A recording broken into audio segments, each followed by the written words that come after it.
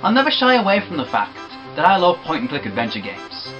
In the past I have played many classics such as Monkey Island and The Dig, but only recently did I start playing one of the most renowned franchises of all time.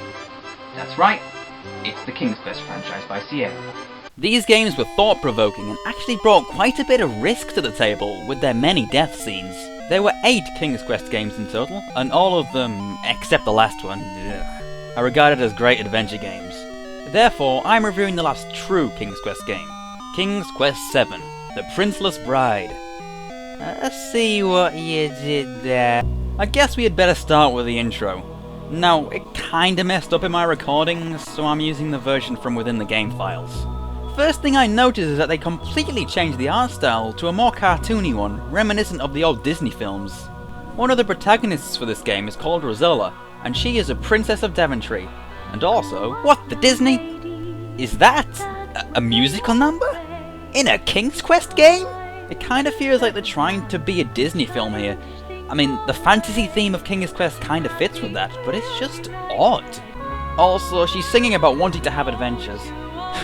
I guess her kingdom filled with ogres, witches and leprechauns simply doesn't cut it anymore.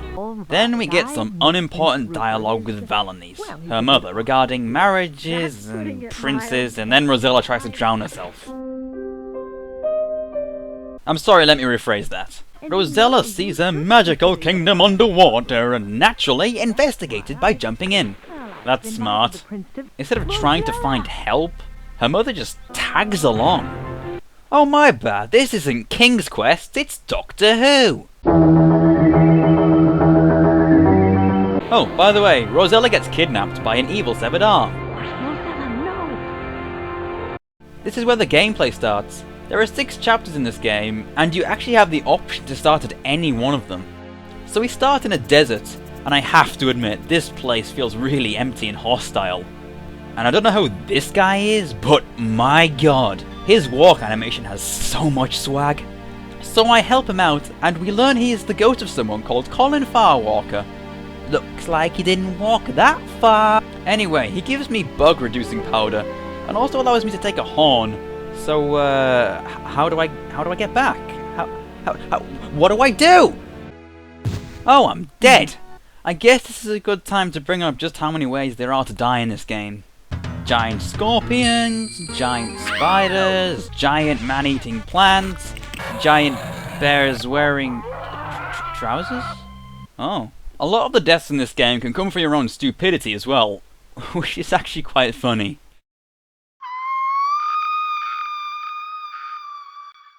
The deaths in this game are much more forgiving than previous King's Quest games, because you're instantly taken back to where you were before you died. I personally like this because I'm a moron, but for more hardened adventure gamers, this is kind of annoying. Also, Valenice is quite, emotive with her gestures in this section. Show me surprise. Good. Now show me annoyed. Oh, beautiful. Now anger. Oh, this is gonna look great on next year's calendar. I have to say, the gameplay in this one is very nice. You can examine objects in full 3D, and some items can be changed using this. Everything else plays like the average point-and-click game though, which is fine by me because it works, so why change it? Chapter 2 then follows Rosella. I won't go into too much detail, but Rosella has been turned into a troll? Oh! And you explore the land of the trolls. My favourite character here is Oppie, because his voice is so soothing. Oh, that's all right. I don't mind being interrupted by someone as charming as yourself. What can I do for you? I like him. At one point in Chapter 2, you talk to a dragon.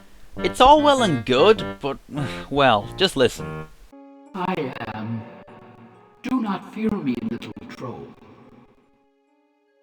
You're the most beautiful thing I've ever seen in my whole life. The sound in this game is simply atrocious at some points. It cuts out continuously in some areas, and it sounds simply horrible. Now that I think about it, a lot of this game is kinda choppy, even in the animation department. The chapters of this game alternate between the stories of Rosella and Valenice, but my problem with this is that the chronology doesn't always make sense. This is mostly in the transition between chapters 4 and 5. In theory, Rosella and Valenice would meet given how time passes in this game, but they don't, so I just get confused. Chapter 4 is where this game really shines. In her recently reclaimed human form, Rosella explores the land of Ooga Booga. This place is really damn spooky. And it's awesome! The characters here are very memorable, and the entire place reminds me of The Nightmare Before Christmas. Dr. Cadaver reminds me of Dr. Finkelstein. The zombie kids remind me of Lock, Shock and Barrel. Heck, this game even has a bogeyman. It's kinda suspicious how Nightmare Before Christmas came out 1 year prior to King's Quest VII. There's clearly some influence, and it actually makes for a really cool environment. Also, that bogeyman I mentioned earlier, he only appears if you stand too long in one place. I found this out the hard way when I stopped playing for a second to check my Facebook. Facebook? Not even once, kids.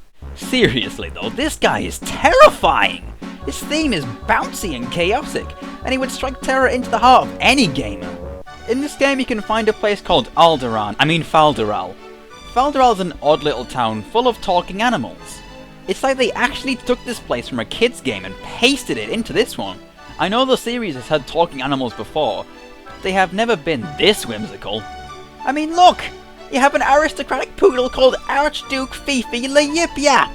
Just let that sink in for a second.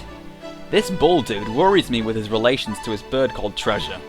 If you will excuse me, my lady, I must go spend some quality time with Treasure. Quality time, quality time, quality time. I don't even want to know what that means.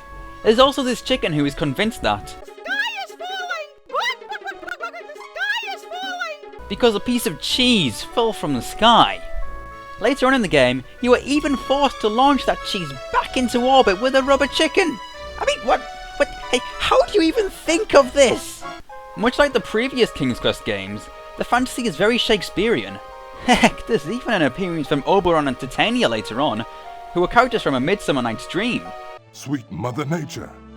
Chapter 5 is actually quite weird. It ventures into the ideas of dreams and nightmares, and is quite mystical. You arrive in the land of Etheria by flying horse, and as soon as you get there, you realise something dark, something horrific, something rainbows, yay! It really is a beautiful place, but you'd be forgiven for thinking that you stumbled across Care Bear Land. To be honest, given how odd this game is, I wouldn't be surprised if that was the case. There's literally nothing that can shock me now. Oh god, a Shoggoth! I was wrong! I wasn't prepared for this! By the way, this place is home to my least favourite puzzle in the game. The harp. All you have to do is replicate the song the fairies play. Simple enough, right? Not for me, because I have no musical talent whatsoever. This is one puzzle I had to look up, because I couldn't figure out which notes corresponded to each string. Don't do this! Don't cater a puzzle to musicians! Puzzles should be for everyone, not just one type of person. I'm not going to spoil the ending for you if you want to play the game, but I will say one thing. It's kinda cliché. However, considering this is classic fantasy, it's kinda appropriate. I can understand why people might not like this game, especially if they were fans of the older King's Quest games, because it's in an entirely different style, but in my opinion it holds its own well. True, I do have a few little complaints about this game, but otherwise, I really enjoyed it. The graphics are really nice considering when it was released, the music is quirky, and the gameplay, in my opinion, is top notch. Not only that, the story and characters are incredibly memorable, and all of them, even the villains, are very likeable. Come on now, could you argue with a game which has a dog that sounds like Sean Connery? And you are not such a bad human. I didn't think so. Sweet Mother Nature.